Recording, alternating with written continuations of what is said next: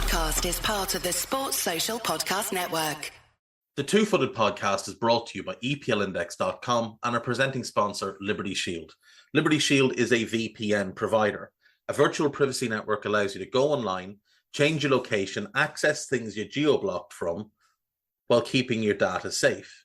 So, as an example, if you are a UK expat and want access to BBC iPlayer to watch Match of the Day, or ITV Hub, or all four, but you get that message that says this content is not available in your location, a Liberty Shield VPN gets you around that block, allows you to watch whatever you want on those services while also keeping your data safe. And it goes further than that.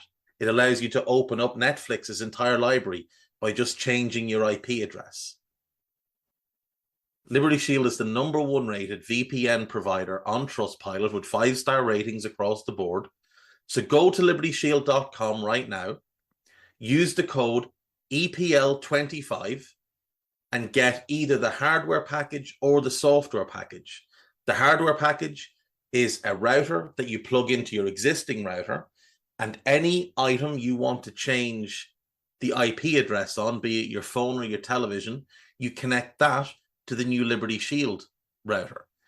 All other items can remain connected to your existing router. There's also a software package which is instantly downloadable to your device and you can get using straight away. Again, libertyshield.com, EPL25 for 25% off at checkout. We're also brought to you by Home of Hopcroft, a giftware and homeware company located in Scotland but shipping worldwide. Check out homeofhopcroft.co.uk and do check out the EPL Index and Anfield Index shops, which you'll find on Etsy. Use the codes EPL10 or RED10 for 10% off at checkout. And lastly, do remember to check out A Tad Predictable, hosted by Tadiwa. That podcast is on this feed before every Premier League match week. And then the EPL Roundtable, hosted by Kevin DeVries, on its own EPL Roundtable feed. So just search EPL Roundtable in your podcast device. And that's out after every match week. Now, on with the show.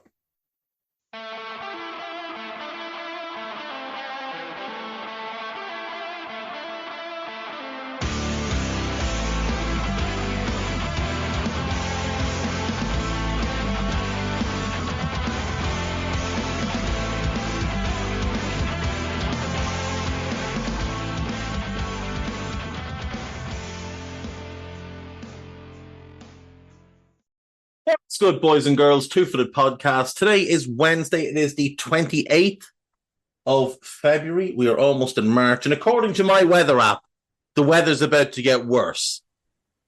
So I'm not happy. We had football last night. We had 3 games in the FA Cup. Leicester City went to Bournemouth and won 1-0. This was a mental game of football. Lots and lots of shots. 27 for Bournemouth, 22 for Leicester. Bournemouth only got 4 shots on target, which will tell you how their finishing was. Leicester had 6 on target, pulled a couple of good saves out of Mark Travers. Game finished 0-0 after 90, went to extra time, and just on the stroke of half time, in extra time, Abdul Fatawa scored an absolute whirly. Played the ball into Iheanacho, followed up the play, got it back, one touch to shift it sidewards, and hit this gorgeous left-footed shot, which, to be fair, Mark Travers almost clawed out of the top corner. But it was a goal worthy of winning the game, and congrats to Leicester. That's a very impressive win. Neither team were at full strength, obviously, but there was plenty of good players on view, and it was a fun game to watch. Blackburn Rovers won, Newcastle won. Newcastle did not play well at all in this game. And that's concerning when you look at the team they put out. Other than Lascelles in for Botman, obviously the goalkeeper, Nick Pope's not there. Dubravka was back in, though. He's their number 2. Lascelles came in for Botman, and Murphy was in for Barnes or Almiron or whoever, and Willock started. But you had Trippier, you had Schär, you had Byrne, Longstaff, Gamerish, Isak, and Gordon. Like, it was very close to their best available 11. One concern, Lewis Miley came on and went off. Hopefully that's not going to be anything that rules him out for too long. They brought Barnes, Livramento, Almiron, and Elliot Anderson off the bench, and it was good to see Elliot Anderson back and playing. Would have been nice to see Lewis Hall potentially get a run out, but I don't know what he did to Eddie Howe. Newcastle didn't play well, but they did go 1-0 up through Anthony Gordon, but Sammy Smodics equalised on 79 minutes, and the game went to extra time. Couldn't find a winner there, and we went to penalties. Fabian Schär stepped up. He scored. Sammy Smodics missed. Harvey Barnes missed. Callum Britton equalised. Bruno Guimaraes scored. Arnor Sigurdsson scored. Elliot Anderson scored. Yasin Yari scored. Anthony Gordon scored. And then Dominic Hyam missed. And he looked exhausted walking up to take that penalty. I felt really sorry for him because he played really well. But it wasn't to be, and Newcastle are through. That is only the 5th time Newcastle have won a penalty shootout in 17 attempts in domestic cup competitions, in all competitions. That's an atrocious record. But the Toon are through. I had a feeling last night watching the game that if the Toon went out, Eddie Howe might be done. I don't know why. That was just something that I was thinking about non-stop. In the other game last night, then, Luton Town 2, Manchester City 6. Just the 5 goals for Erling Haaland in what was a quite ridiculous performance. One of 2 ridiculous performances in this game. So here's a stat you don't see very often. Manchester City, 17 shots, 15 of them on target. They took 17 shots and only 2 weren't on target. That is ridiculous. Haaland put them 1 up on 3 minutes. Matthias Nunes slipped in De Bruyne cut it back, and Haaland scored. On 18 minutes, long ball to Haaland. He lays it off to De Bruyne, spins and goes. De Bruyne plays it into him. He's through on goal, and he just smashes it through the goalkeeper. On 40 minutes, De Bruyne plays it through. Haaland runs onto it, and he lifts it over the goalkeeper. On 55, it's a lovely ball from Kyle Walker. De Bruyne breaks down the right, slips it across, and it's a tap-in for Haaland. And then on 58 minutes, he makes it 5 with Bernardo Silva this time producing the assist. I would have been embarrassed if I was Tim Krul and I let that goal in because he hit it straight at him. And it wasn't all that powerful. I'd be more embarrassed if I was Tim Krul and I conceded Kovacic's 6th, which was a decent strike, but it goes through the goalkeeper, basically goes through the goalkeeper's hands. Tim Krul was atrocious. The only 2 who stood out for Luton last night were Ross Barkley and Jordan Clark. And Jordan Clark scored their 2 goals. He scored the first at 3-0 down. It's an absolutely sensational goal. It is stunning. It's the best goal of the night by a wide margin. A gorgeous curling shot from 25 yards out into the top corner from a Barkley kind of layoff. The second on 52 minutes made it 3-2 and looked like we might get a decent game in the second half. We've seen Luton not turn up in the first half and then be really good in the second half. And it looked like we might get that again. It's a gorgeous little assist from Barkley, lifts it through the defence. Clark finishes really, really well. Probably the second best goal of the night. And like I say, went to 3-2 and you thought, oh, hang on, maybe City will be in bother here before they banged in 3 more. Very, very comfortable for City on the whole. And they march on. We have 4 games tonight. So, kicking off at 7:30, we have Chelsea versus Leeds United. Now, to get to this point in the competition, Chelsea played Preston North End and beat them 4-0. Armando Broja, Thiago Silva, Raheem Sterling, and Enzo Fernandez with the goals. Then they played Aston Villa. They drew 0-0 at home, went to Villa Park, and beat them 3-1 in what was a bit of a surprise. Conor Gallagher scored in 11 minutes, Nicholas Jackson on 21, and then Enzo Fernandez on 54. Moussa Diaby pulled one back for Villa, but ultimately it was meaningless. And that is how Chelsea have arrived at this point. For Leeds, they played Peterborough in the first round away. Ethan Ampadu got 2 and Patrick Bamford scored the other in a 3-0 win. Then they played Plymouth. They drew 1-1 at home. Jayden Anthony put them 1 up, but a goal by Adam Randall gave Plymouth a replay. In the replay, Leeds went 1 up through Wilfred Gnonto, but Brandon Galloway, who's formerly of Everton, I think. Yeah, formerly of Everton, came through the MK Dons Academy. He equalised on 78 and sent the game to extra time. And in extra time, Leeds just ran away with it. Crescencio Somerville, Jorginho Rutter, and then an own goal by Ryan Hardy put Leeds through. You would make Chelsea favourites because they're the Premier League team, but Leeds United have won 9 games in a row in the league. They've won 11 of their last 12 in all competitions. They're in really good form. And you know what the most impressive thing about their league run is? They've only conceded 2 goals.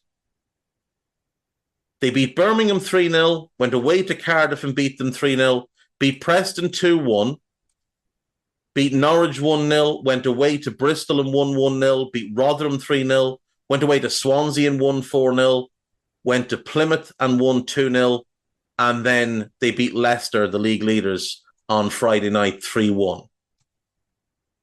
And in both of the games where they've conceded, they've actually gone behind and fought back to win. Leeds are in immense form. Can they overcome the talent gap? That's the big question. Chelsea at home, you'd wonder how much the cup final will take out of their legs. Leeds played Friday night, so they've had basically 36 extra hours of recovery, more than that, really. Probably, it's not quite 48, but it's probably about 42 hours of additional recovery that Chelsea don't have. But Chelsea do have a huge squad.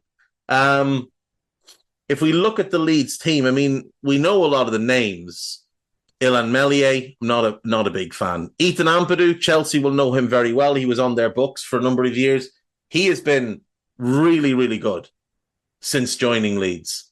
Joel Perreault is a player I like very, very much.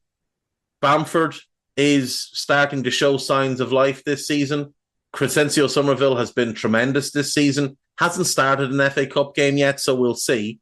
Jayden Anthony, not a big fan, but he is a grafter. He's more of a squad player than anything else. He's 2 starts in the league, 21 sub-appearances. He's one of them that they bring on to see out games.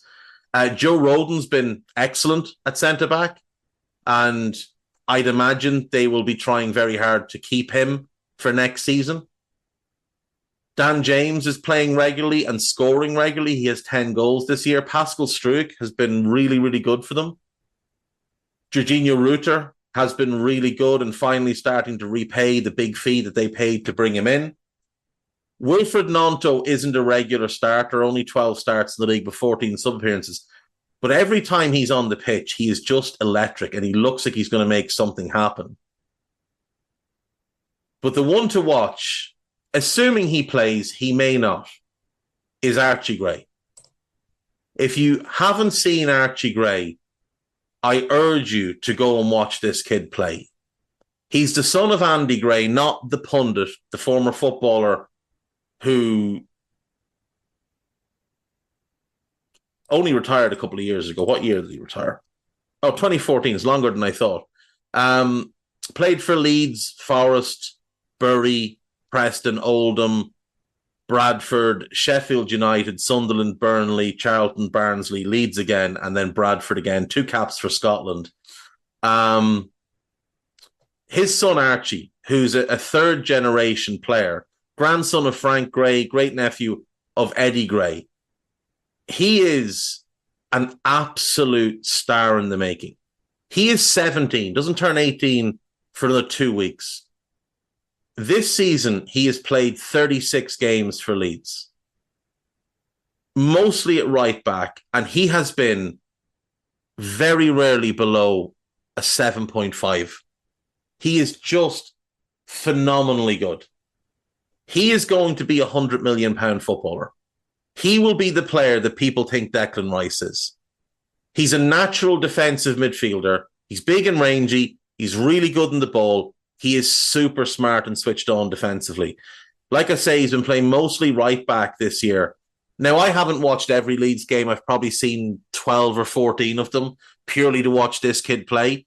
I haven't seen anyone get the better of him. I haven't seen one winger get the better of him and expose him. He is just locked down, quality player after quality player. Out of position. It's so impressive. And when he steps into midfield on the ball, it's so natural. He's got the Declan Rice ball carrying through the phases, which is very impressive. He's comfortable on the ball. He's good under pressure, really switched on, like I said, defensively. And he's strong as well. He is big and strong for a 17-year-old. He is going to be a £100 million footballer. And if I was running Liverpool this summer, I would be spending whatever it took to get him. Because even if you pay 50 million for him, that's going to prove to be a bargain. He's that good. Him and Lamine Camara, that's the midfield move, Liverpool. That's what you do. They'll both be £100 million players, in my view, if you get them this summer. He's sensational. If he plays tonight, he's worth watching for alone.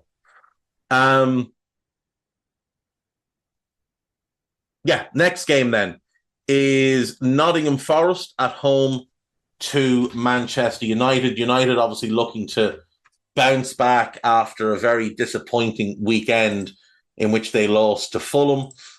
Forest had a pretty good win a couple of weeks ago against West Ham, but obviously lost at the weekend to Aston Villa, but still gave a decent account of themselves. Now, Forest have taken the hardest possible route to get here. First round, they draw Blackpool at home. They go 2-0 down within 27 minutes. Goals by Jordan Lawrence Gabriel and Albie Morgan. But then they wake up and Nicholas Dominguez scores and then Morgan Gibbs White scores and we get a replay. Omobamidele puts them 1 up. Danilo puts them 2 up. You think they're breezing through. But Morgan scores and then Kyle Joseph scores to pull Blackpool level. And we go to extra time and Chris Wood wins it for them in extra time. Then they drew Bristol City. They drew 0-0 away. Then they got the home game. They went 1-0 up through Divock Origi. Then Jason Knight scored for Bristol to equalise. No more goals in that game. Went through extra time, went to penalties, and they won 5-3 on penalties. So against 2 championship teams, actually Blackpool are League One, aren't they? Yeah, Blackpool are League One. Against the League One team and a championship team, Forest have made really, really tough work of those draws. United have not done anything of the sort, but they have had favourable draws. In the third round, they drew League One Wigan. They went to Wigan and won 2-0. Diogo Dalot and a Bruno Fernandes penalty. Then they drew League Two Newport. They went to Newport. Fernandes scored, Mainu scored, Anthony scored, and Rasmus Højlund scored a late kind of cherry on the cake type goal in a 4-2 win, and through they go. This will be the biggest test for both sides. I fancy United to go through. I think they're going to take it a lot more seriously. Forest have to deal with potential relegation, potential points deductions. They've got a lot to be concerning themselves with. United, really and truly, the FA Cup is their only option to salvage this season. They're out of the Champions League. They obviously didn't win the League Cup. And top four looks, I think it's out of their reach, personally. Gary Neville thinks they'll sneak in. I think it's out of their reach. So they have to win this game. They have to go and try and win the FA Cup. It's the only way to salvage this season for them. Moving on, our third game of the evening, which is also like the United Forest game, a 7:45 kickoff, and that is Wolves home to Brighton. So Wolves drew Brentford in the first round. Joe Gomez was sent off after 9 minutes. Neil Maupay put Brentford 1-up on 41, but Tommy Doyle equalised on 64 and sent it to a replay. In that replay, Brentford went 1-up through Nathan Collins. Semedo equalised. Maupay put Brentford 2-1 up, but Nathan Fraser equalised. Game went to extra time, and Matthias Cunha won it with a penalty late in stoppage time at the end of the first half of extra time. Then we got the Black Country Derby, and Wolves went to West Brom. Pedro Neto scored. Matthias Cunha scored. And it was all plain sailing, which set up this game at home for Wolves against Brighton. Brighton drew Stoke away in the fourth round. They went 1-0 down through a Van Hecke own goal. Estupinan scored in added time at the end of the first half. Lewis Dunk scored early in the second half. Lewis Baker got Stoke back level, but João Pedro scored 2 to make it a comfortable 4-2 win in the end. Then in round 4, they went north to play Sheffield United. Buonanotte put them 1-up on 14. João Pedro made it 2 on 29. Gustavo Hammer pulled one back to make it 2-1. Then Asula pulled a second back late in stoppage time at the end of the first half to make it 2-2. And then Brighton got serious in the second half. João Pedro scored a second penalty. Then he scored his hat-trick, and then Danny Welbeck wrapped it up in stoppage time, a 5-2 win. This, in my opinion, is the most interesting game of the night. Wolves are good at home. Not as good as I had thought and others had thought, but they are good at home. They've given good teams tough games at Molineux. They've beaten City. They hammered Liverpool for 45 minutes, but then lost 3-1. They've drawn with Villa. They've drawn with Newcastle. They've beaten Spurs. They've beaten Chelsea. It all depends on which Brighton turns up. If the good Brighton turn up, Brighton can win this game. As simple as that. Because Brighton are a better team than Wolves. They have better players. They play a more adventurous style of football, which causes Wolves problems and opens them up a little bit. In the league this year, these sides met in the second game of the season, and Brighton beat them 4-1. Now, you can't really take much from that because Wolves had such a strange start to the season with Lopetegui quitting on the eve of the season and Gary O'Neill having to take over. So I would throw that one out, but it does still stand that Brighton know they've gone there and won heavily already this season. Our final game then is the 8 p.m. kickoff, and it is Liverpool at home to Southampton. Now, Liverpool obviously very injured and coming off the back of a titanic effort to win the League Cup at the weekend. It's very hard to know what team Jurgen Klopp will put out, but it will be a very young team. To get here, Liverpool played Arsenal at the Emirates and beat them 2-0. Jakub Kivor own goal and then a Luis Diaz stoppage time goal. Arsenal were very upset on the day. Then they played Norwich in the second round, or the fourth round as it is. They went 1-up through Curtis Jones, but then Ben Gibson equalised. Darwin Núñez put them 2-1 up. Diogo Jota made it 3.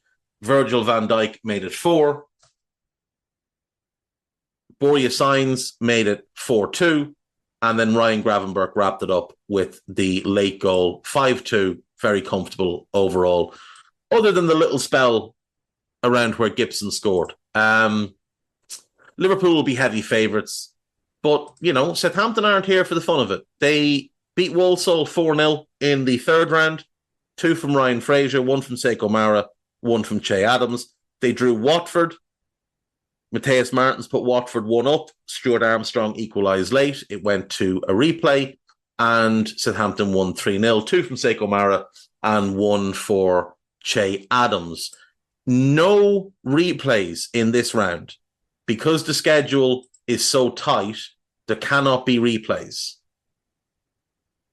So what we know is these games will be decided tonight, either by extra time or by penalties. I think Chelsea will win. They should win. They're a Premier League team at home. I'm going to go United to win, Brighton to win, and then Liverpool to win. Even though I think Liverpool will rest players, I think Southampton will as well. Because I think Southampton have to be so focused on trying to get promoted. Like, I really do feel like that has to be their primary aim. And they've had this wobble of late where they've lost 3 of 4 in the league. And it's knocked them. Like, if you look at the league table, they're now 5 points from the automatic promotion spots. And they have a much worse goal difference than Leeds. So in truth, they need to make up 6 points to jump Leeds. You don't want to be in the playoffs. The playoffs are really, really tough. Really, really tough. Nobody wants to be in the playoffs if they can avoid it. You want to get up automatically. You don't want to risk it. Now, last season, Luton finished third, and they were the team that came up. So, we have, in very recent years, seen a team finish third and come up. But the year before, Huddersfield finished third, and they didn't come up.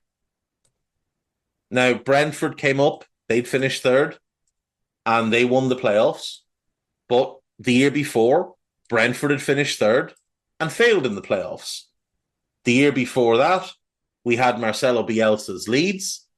They looked the best team in the country for a number of years, for a lot of that season, or the best team in the league for a lot of that season. But they got into the playoffs and they lost in the semi-finals to a Derby team that finished 9 points below them. So it is a crapshoot. You really want to get yourself automatic promotion because the playoffs are just unpredictable.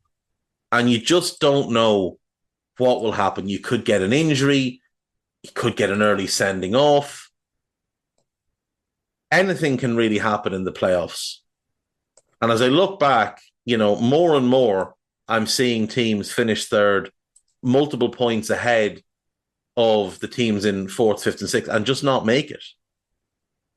And Southampton, because of the FFP rules, they need to bounce back into the Premier League because they're going to need that influx of cash.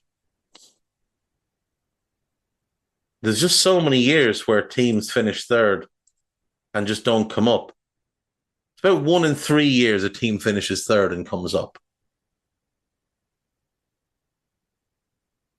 And given Luton did it last year, law of averages and all that. Right, we will take a break. And when we come back, it's nostalgia time. So see you after this. Right, welcome back. So it is Nostalgia Day of a Wednesday. So I've been threatening or promising to do this one for a while. So today we're going to take a walk down memory lane and look at Wimbledon Football Club. A club that existed from 1889 until 2004.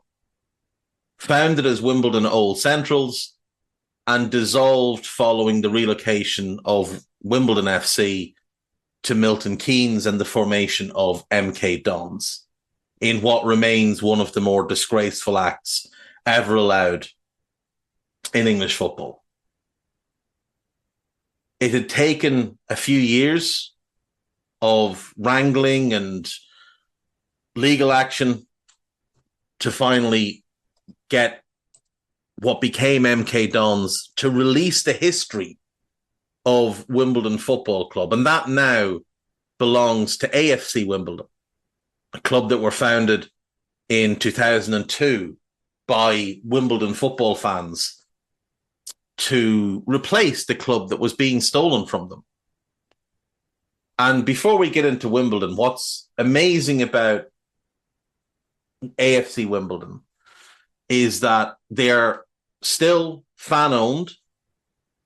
They have a new stadium at Plough Lane, which is the venue of their original stadium, a stadium that was funded by the fans, owned by the club. They have complete control over it. And it is, I haven't been to it yet. I do intend to visit at some point next time I'm in London, but it is a gorgeous little ground. And I love how they've gone about this. Now, at the moment, they're not having the best of runs. They're in League Two. They're 8th outside the playoff spots. Hopefully, they'll get in and get promoted. Last year, they had a bad season. But this club started out like their predecessors at the very bottom in the combined Counties League, the 9th tier of English football. They were promoted 6 times in 13 years and reached a height of League One. And they have obviously since been relegated back to League Two. The great thing about the stadium, the capacity is under 10,000, but they have the option of expanding it. The way it was built and the planning permission that they got at the time, they can expand it to 20,000. And as we've seen with Luton and with Bournemouth, that would work in the Premier League if they were to get their way back there. I don't think the Brentford Community Stadium is 17,250. So, we're seeing teams with 20,000 capacity stadiums do well in the Premier League. And the hope would be that at some point AFC Wimbledon find themselves in the Premier League, because it's been really fun to just follow from a distance.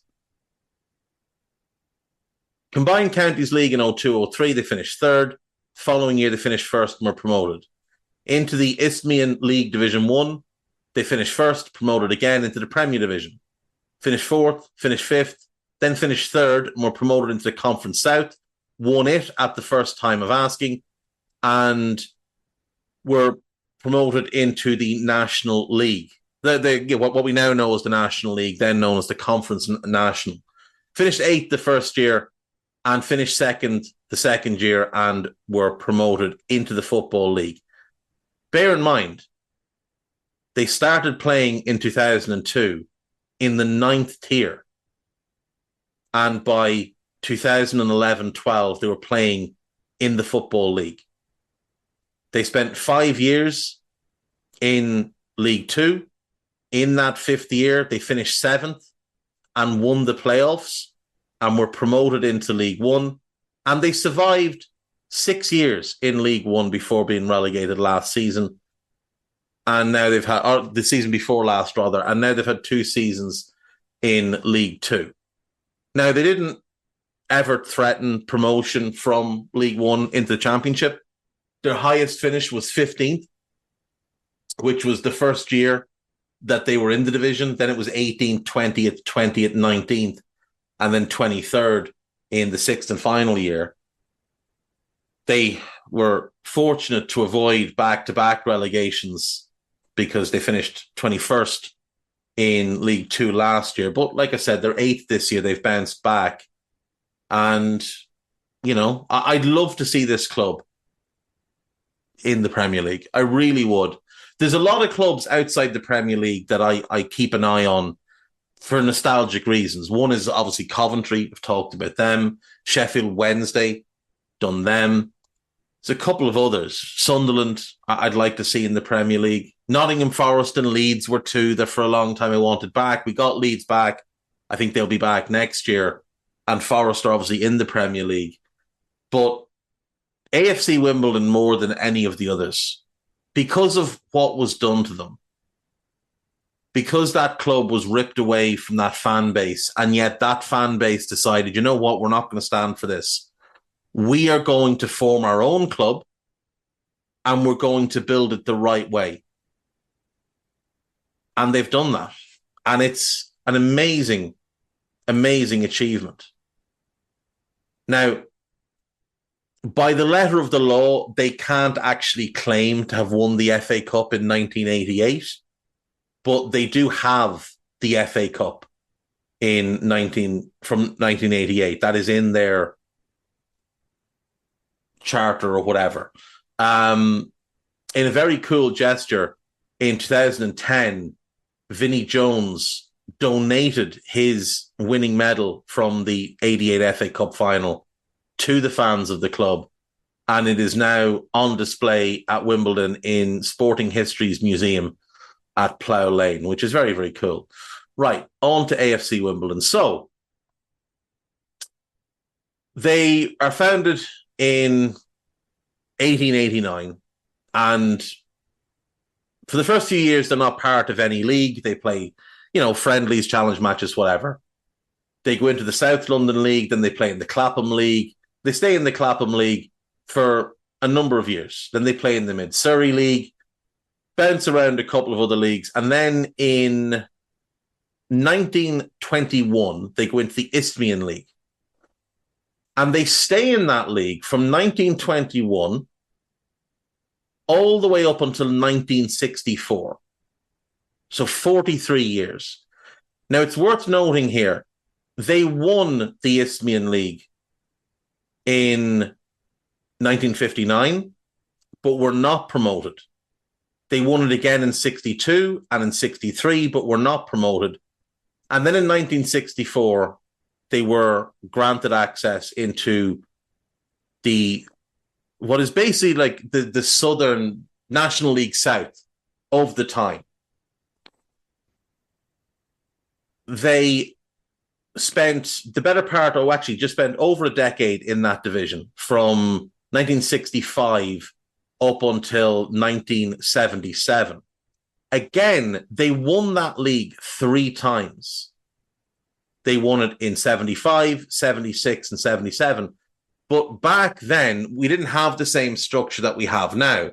So you had to be elected into the Football League. You had to be invited to join the Football League. And they were not elected after their first win in 75 or the second win in 76. It took winning it 3 times to be allowed into the Football League. So their first season in the Football League is 1977-78. Again, the club is nearly 100 years old at this point, and this is the first time they're stepping foot in the National League, or in the Football League.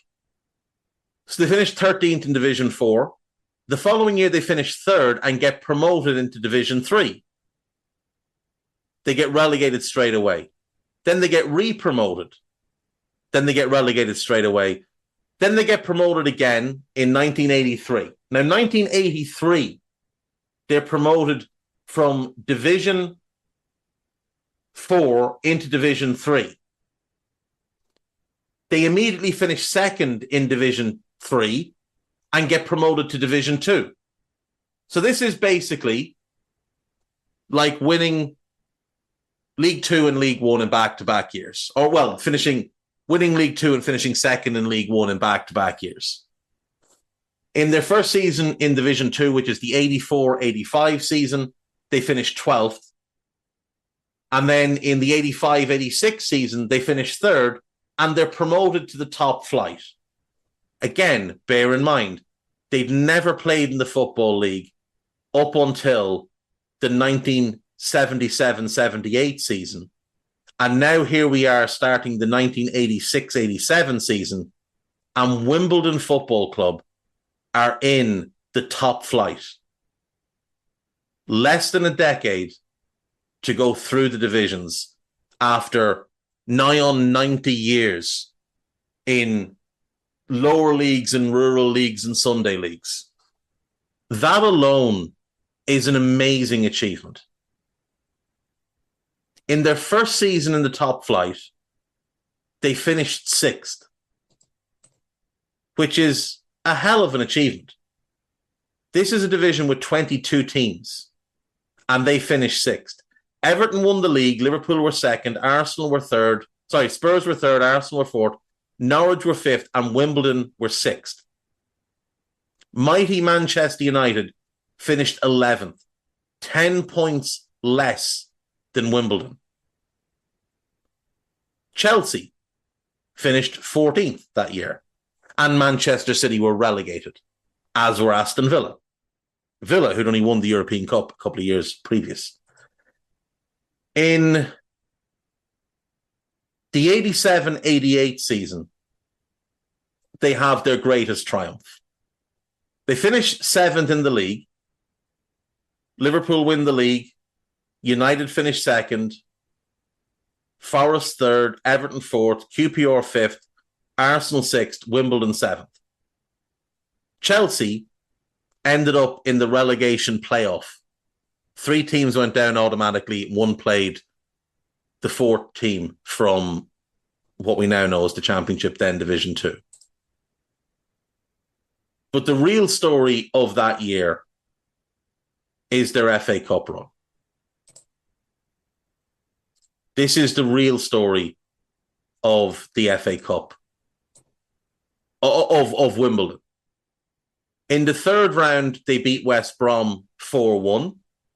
In the 4th round, they beat Mansfield 2-1 away from home. Then they go north to Newcastle and beat them 3-1. Then they beat Watford 2-1. And in the semi-final, they beat Luton 2-1. And that sets up a game with Liverpool. Liverpool, who have won the league, who are arguably the best team in Europe at the time, though barred from playing in Europe following Heysel. There has never been an FA Cup final with more lopsided odds. Liverpool were expected to go out and wipe the floor with them. And Wimbledon beat them 1-0. A Lawrie Sanchez flicked header from a corner on 37 minutes gave Wimbledon the cup. John Aldridge missed a penalty, famously the first penalty ever missed in an FA Cup final. Wimbledon's team that year, Dave Besant, very, very long career from 1978 up until 2015. He spent 9 years with Wimbledon. He spent 4 years with Chelsea. He spent 4 years with Nottingham Forest, 4 with Southampton. Went on to become, a backup goalkeeper in his 30s for a bunch of different clubs and managed to sustain that for nigh on 15 years. Moving down the divisions, admittedly, but still sustained a very, very long career and retired properly at the age of 49 and then came back to play for a couple of clubs that were local to him in his 50s. Clive Goodyear played right back that day. Played for Luton, played for Plymouth, played for Wimbledon, Brentford, and then went to play for Ernst Borrell in Hong Kong. One of the unsung heroes of the team. Eric Young, long-time Football League centre-back, played for Slough, Brighton, Wimbledon, Palace, Wolves, Palace again. You've got Andy Thorne at centre-back next to him. Terry Phelan at left-back would go on and play for Manchester City, Irish international. Lawrie Sanchez, the goal scorer, Northern Ireland international, had a semi-successful managerial career for a little while. Made his name at Reading, played for Wimbledon for 10 years, played for Swindon when they were in the Premier League, though I think he only played a handful of games. and then finished his career playing for Sligo Rovers as player manager. Vinnie Jones, probably the most famous member of that team. Obviously, he's gone on to have great success as an actor, but great success. But he's had great success, to be fair. He has sustained an acting career for a very long time, and he's made a ton of films. But he had a strange career. So he started off with Wheelstone, who are best known for the Wheelstone Raider. He went on loan to a club in Sweden, and then he signed for Wimbledon. Played there for 3 years, then went to Leeds for a year, Sheffield United for a year, Chelsea for a year, went back to Wimbledon for another 6 years, and then finished off with QPR. Won 9 caps for Wales, was very proud to be capped by Wales. A man of very limited footballing ability, but a man of immense desire and heart, and absolutely wild. I think he still holds the record for the quickest yellow card ever given. I think it was 3 seconds. He was also booked in another game after 5 seconds. Would regularly just boot people immediately after tip-off. He would just run up and boot people. 5 seconds is the quickest one. I think the other one might be 7 seconds. 5 seconds after kickoff, he charged in and booted Dane Whitehouse up in the air. Absolutely fantastic. Tremendous stuff. He's also very famous for the picture of him grabbing Gaza by the testicles. Vinnie Jones was the hard man. Vinnie Jones was sent off 12 times in his career, but he could play a bit. And later in his career, when he settled down and stopped trying to be scarier than everybody else, he showed he could play a little bit.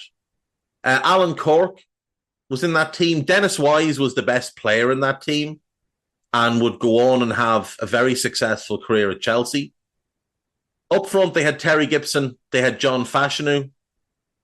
I best move past John Fashanu because if I start talking about John Fashanu, I might get myself in trouble. Off the bench, you had John Scales, who had a really good career as a centre-back for Wimbledon. Played a year at Liverpool, was great. I wish we hadn't sold him, but he wanted to move back south, and he was good for Spurs. And then Laurie Cunningham. Now, for those that don't know, Laurie Cunningham was an immensely gifted winger who came through at Leyton Orient, went to West Brom and kind of really made himself known there. And from West Brom went to Real Madrid and had a couple of good years at Real Madrid. Would then move on to Marseille. Then he came back to England with Leicester. Didn't want to be back in England, so he moved back to Spain with Rayo Vallecano. Played for Charleroi in Belgium and then landed at Wimbledon. And he was only there for a matter of months, but he came off the bench in the FA Cup final. He moved back to Rayo Vallecano and played there for a year and then died in a car crash in Madrid in the summer of 1989. He was one of the first black people to ever play for England and won 6 caps. He was part of the famous or infamous 3 Degrees group at West Brom. Himself, Cyril Regis and Brendan Batson, the 3 black players who were a sign of things to come in English football and garnered so much support from various communities who were underrepresented. Sensational player. Never quite got to the level he deserved to get to. But you watch old footage of him and you watch him dribble and just watch him embarrass fullbacks, and it is a joy to watch. So they beat Liverpool 1-0 and they win the FA Cup. Bobby Gould as manager, who did a tremendous job there in his 3 years. Would also manage Bristol, Coventry, Bristol again, Bristol Rovers, Coventry, Bristol Rovers again. Wimbledon, went from Wimbledon to West Brom, then Coventry, was the Welsh manager for 4 years, and then he kind of stepped aside, and we haven't really seen much of him in a long time. It's always strange. There's just managers that I often think of from the past. He's one.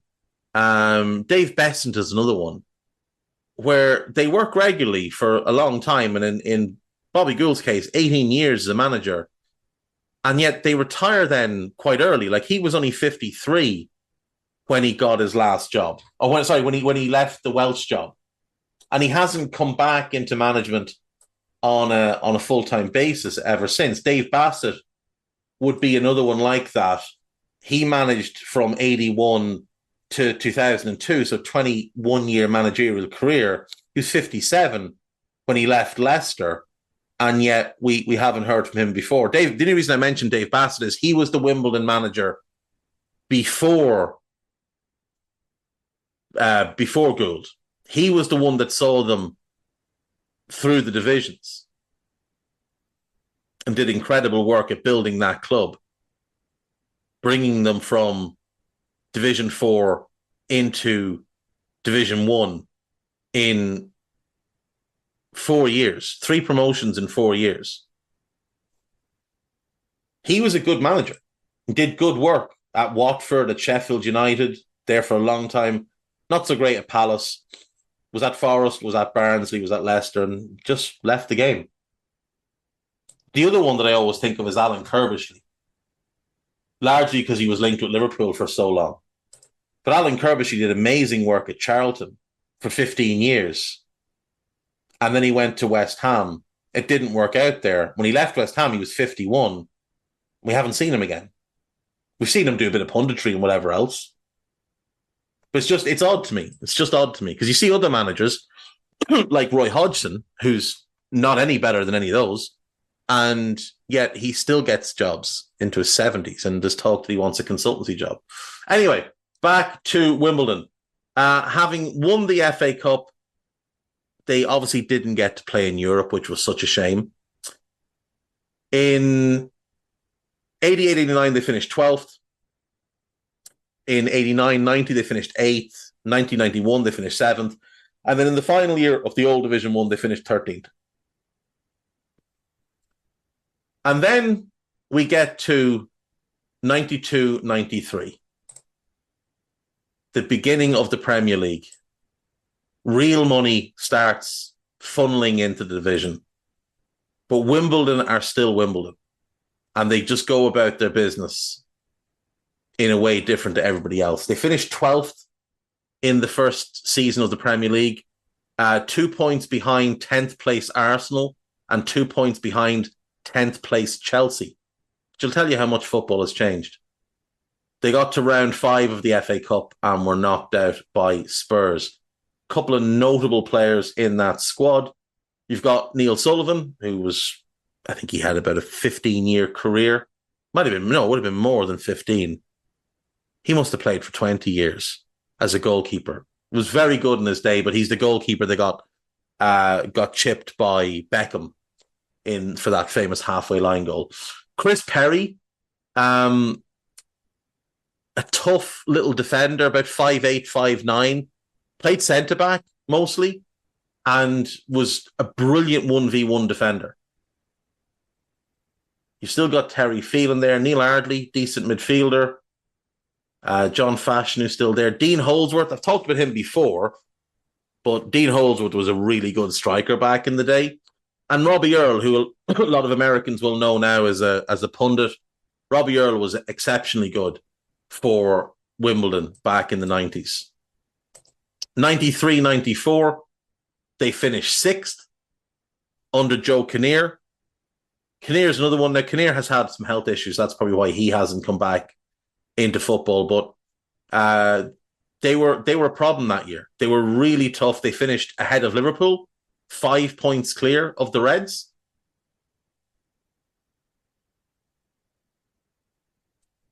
Warren Barton who would go on to play a part in the Newcastle team that almost won the league.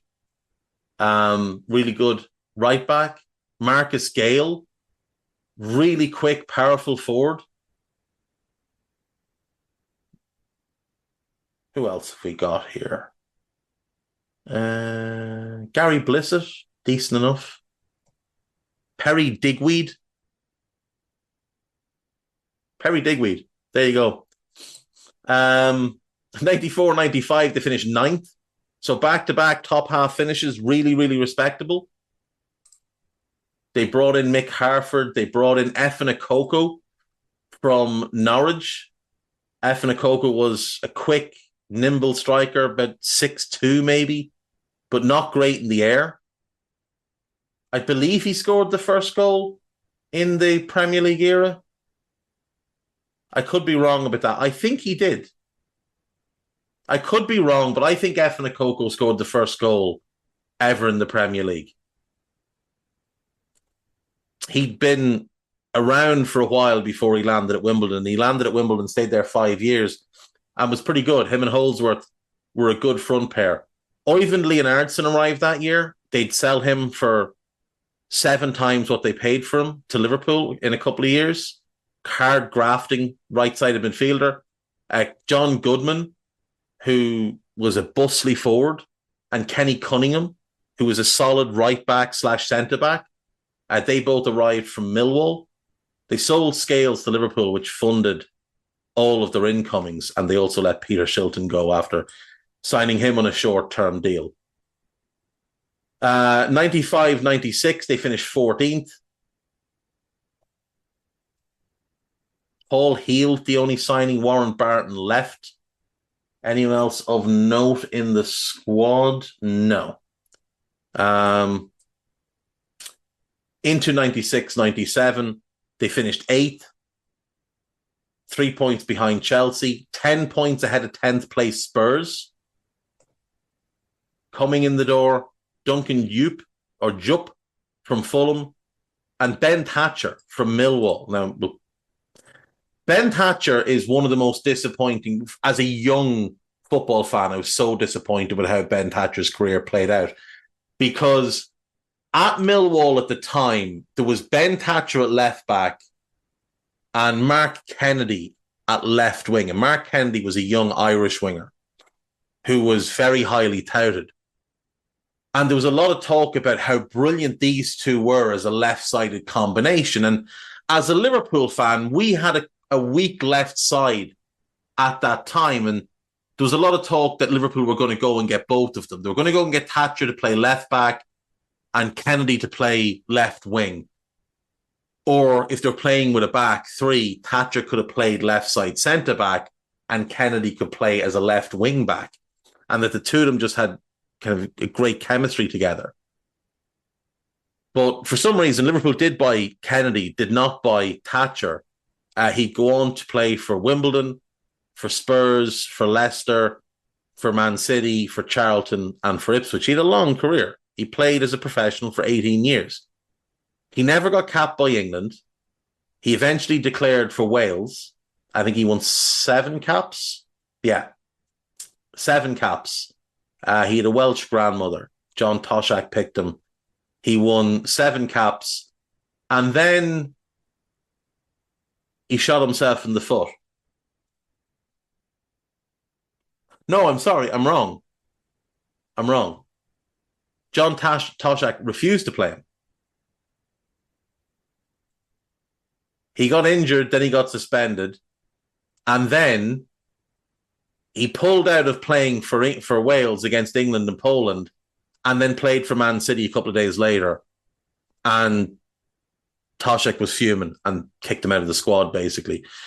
But the most notable thing that Ben Thatcher did in his career, and it's a shame that this is the thing that everybody remembers him for, playing for Man City against Portsmouth.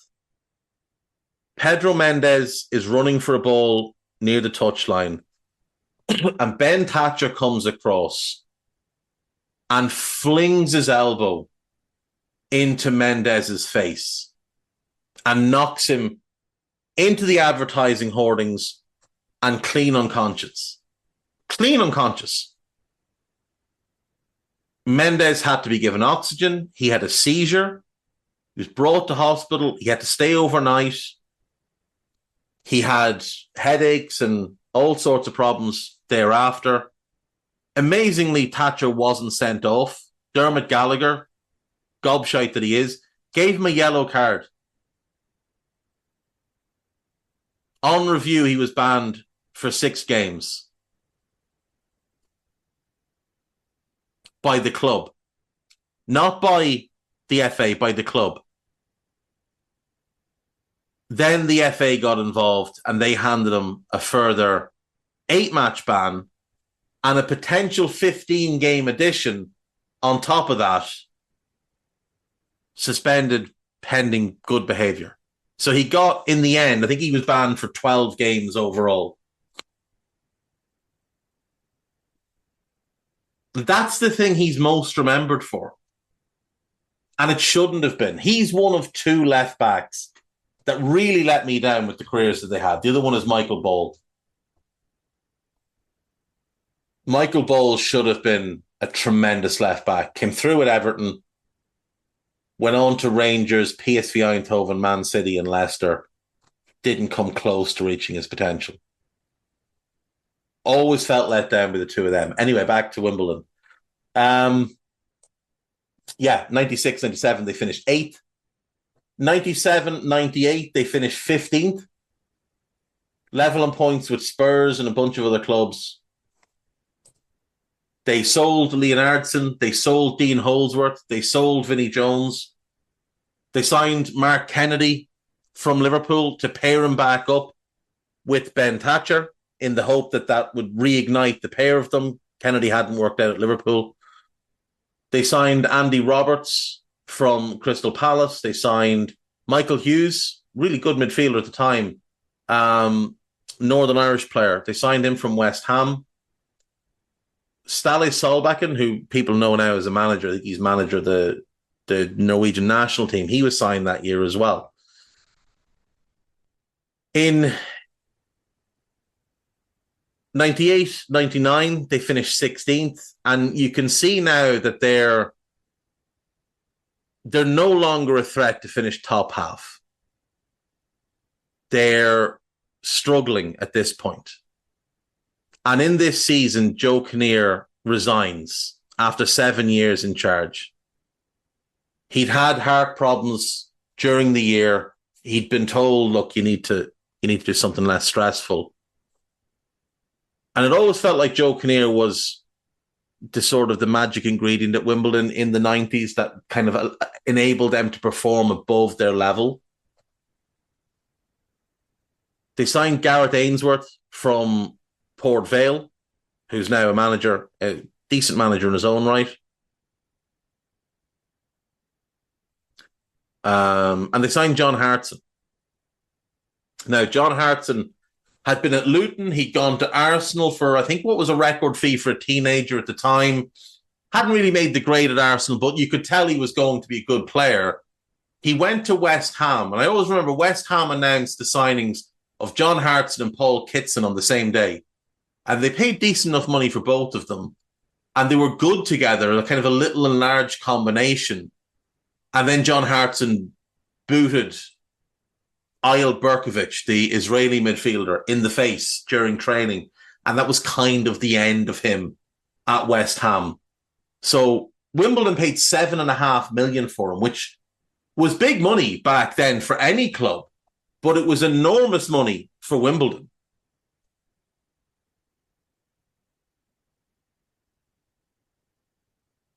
And it didn't really work out. He signed in the January.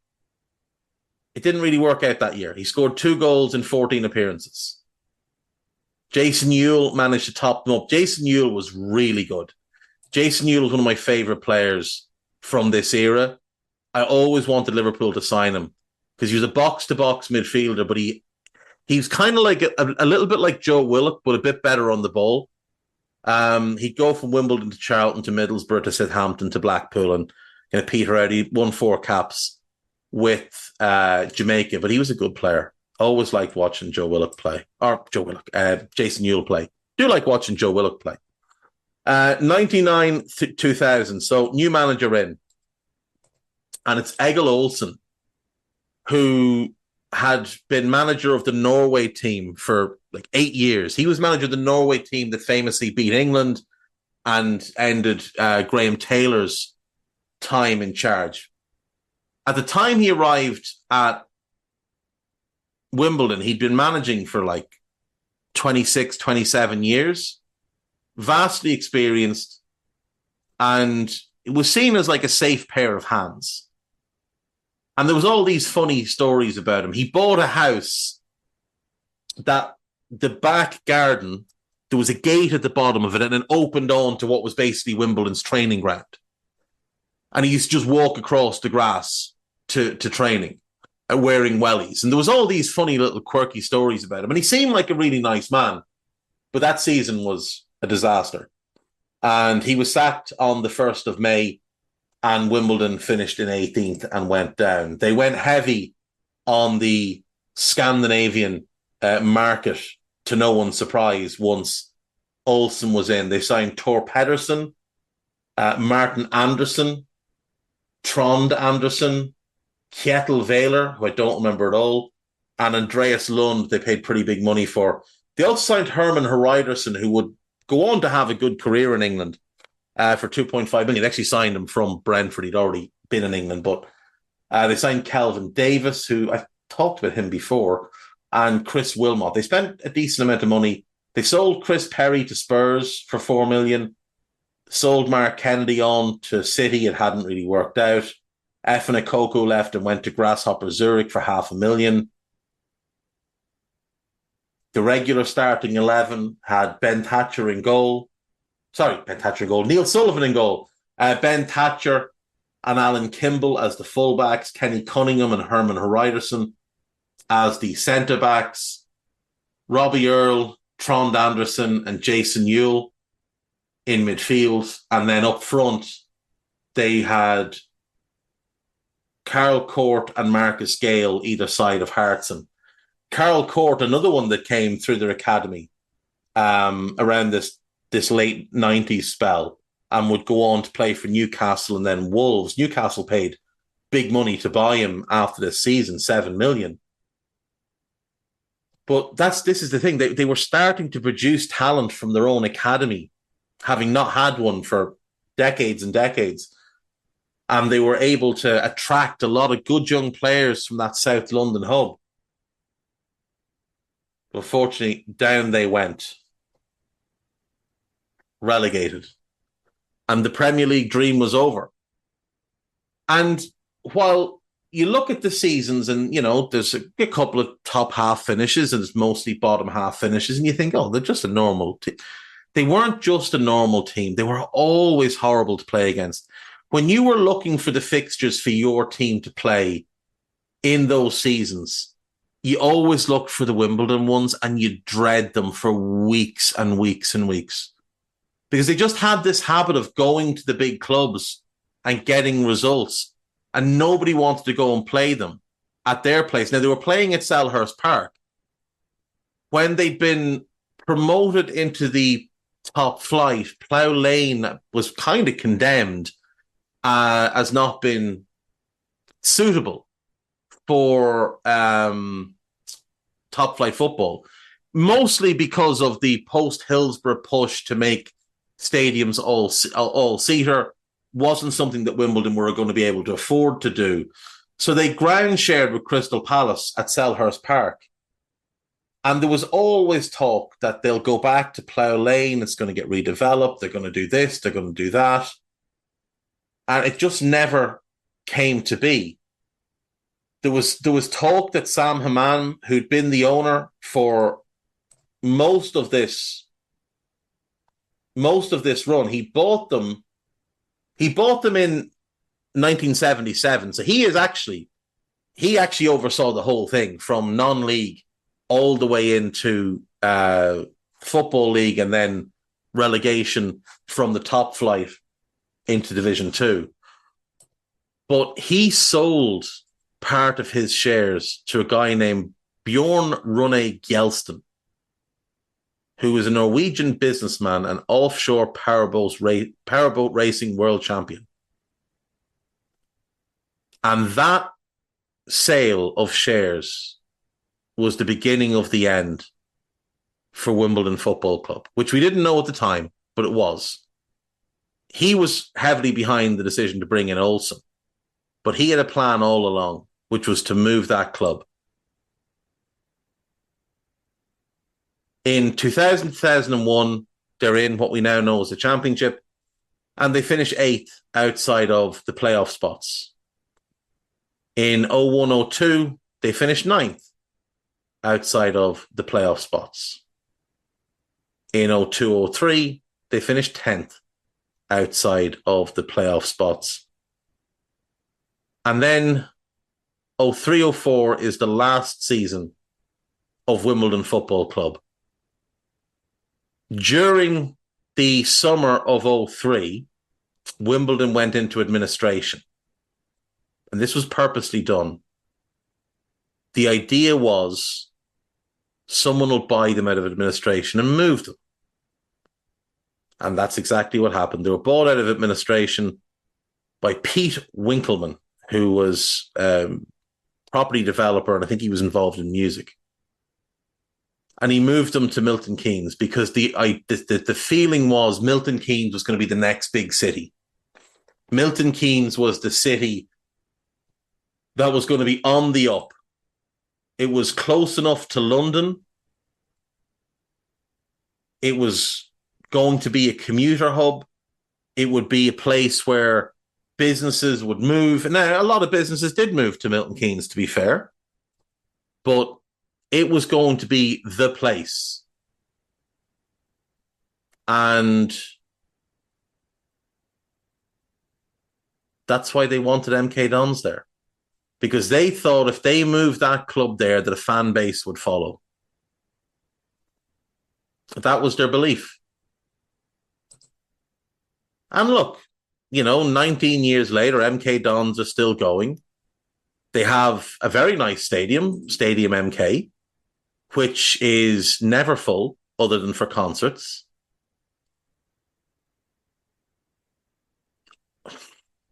It's such a shame. It's such a shame that this was ever allowed to happen. Wimbledon Football Club should never have been moved. And it was a cheap end around to get a football league club into Milton Keynes by a bunch of dickheads who never stopped to think what it would mean to the community of people. And it was 2 years of talking about it. Like, it all kicked off in about 2001 that they were going to move them, that the club was going to be moved. That's why AFC Wimbledon was formed. And AFC Wimbledon was formed as a way for the fans to have a club, because they knew their club was going to get taken off them. A shame on everybody who was involved. And to this day, I wish nothing but the worst for MK Dons and all the best to AFC Wimbledon. I'll see you after the break. Right, welcome back. So, 2 bits of news. Mark Guehi set to be out for up to 8 weeks after having surgery on an ongoing knee issue. Shame for Palace. Bad timing with Glasner coming in. But I assume he's had it now because he wants to play in the Euros. He's so important to them. He's such a good defender. I wonder, will he be at Palace next year? I'd imagine there will be a couple of teams very keen on a player of his quality. If Chelsea hadn't been stupid, they'd still have him, and he'd be their best centre-back. And if they hadn't been really stupid, they'd have him, Tomori, and Colwill, which would be a really good back 3, or 3 really good centre-backs for 2 positions, plus Trevoh Chalobah, so that actually, and Bashir Humphreys. They could have 5 centre-backs for 2 slots, all homegrown, and not have spent all that money badly. John O'Shea has been named interim head coach of the Republic of Ireland. O'Shea won 118 caps as a player and was an assistant under Stephen Kenny, both with the senior team and with the 21s. The managerial search has been a farce. It has genuinely been a farce. And the fact that they're still looking is really, really poor. I quite like the appointment of O'Shea. He knows the group of players. He knows what's required. He was an important player for Ireland for a long, long time. Lee Carsley seemingly is the guy they really want. They went down the road a bit with Chris Coleman, but have since moved off that. Neil Lennon has been linked. I think that'll be horrible. I don't know who they go for if they can't get Carsley. Maybe O'Shea does well and they decide to give it to him, but he is unproven as a manager. He has been a coach. He was most recently a coach with Birmingham for a very short run as one of Wayne Rooney's staff, having left the Ireland role in November. The circus continues. On to the gossip then. Liverpool and Scotland left back Andy Robertson is the top target for Bayern Munich as they plan on how to replace Alphonso Davies, who looks set to join Real Madrid. Liverpool should sell. Liverpool should absolutely sell. Arsenal's concern over the injury record of Gabriel Jesus is a factor in their striker search with Ivan Toney, Victor Gyökeres, Victor Osimhen, and Joshua Zirkzee among options considered. I would bet Zirkzee's the only one they can actually afford. Toney will be 60 million. Osimhen will be 115. Gyökeres will be 75. That's his buyout. Zirkzee would probably be 40. And they might be able to afford that. But Arsenal have financial fair play issues this year. That is just the fact of it. They're going to have to sell a couple of players in order to be able to afford anybody, really, because they've got the David Raya money that they have to pay. The Gunners are also keen on Jarl Hato from Ajax, but Ajax are hoping to sign him to a new deal. He's really talented. He's 17. As part of a deal to sign Kylian Mbappe, Real Madrid have agreed to sign his brother Ethan. Ethan just made his debut for PSG recently. Zinedine Zidane is top of Jim Ratcliffe's list to replace Eric Ten Hag. I bet he's not. Roberto De Zerbi is also a potential candidate to replace the Dutchman. That one would make more sense, more realistic. Bayern Munich are also interested in De Zerbi, along with Xabi Alonso and Hansi Flick. Mohamed Salah and Kevin De Bruyne are the Saudi Pro League's top targets this summer. I don't think they'll get either of them. Vincent Kompany's job is not under threat at Burnley, despite his team looking set for an instant return. You would just assume that was sort of agreed in advance that, look, we'll go up, we'll have a go, and if we go down, we go down, but we'll be in a good position to come back up. It'll be interesting to see if they can hold on to a lot of these players in the Championship. They signed a lot of young players, so potentially they will be. Barcelona are considering a move for David De Gea, who's currently a free agent. I cannot believe that David De Gea is still a free agent. Genuinely. Now, maybe he's enjoying a year off. I just can't believe that he's spent the last year or this season sitting out. He'd be a horrible fit at Barcelona, though. Newcastle and Tottenham are keen on Omar Marmoush, the 25-year-old Eintracht Frankfurt and Egypt striker who has scored 10 goals in 18 Bundesliga games this season. Okay. Barcelona are interested in replacing Xavi with Simone Inzaghi. I mean, I could kind of see that working. They have a lot of the players that would fit a back three. And he is going to play a back three. So maybe. Liverpool are interested in signing Porto and Argentina midfielder Alan Varela. There are not enough words to describe how much I would love that. And that'll do. I'll talk to you all tomorrow, folks. Take care of yourselves. Have a good evening. Bye-bye.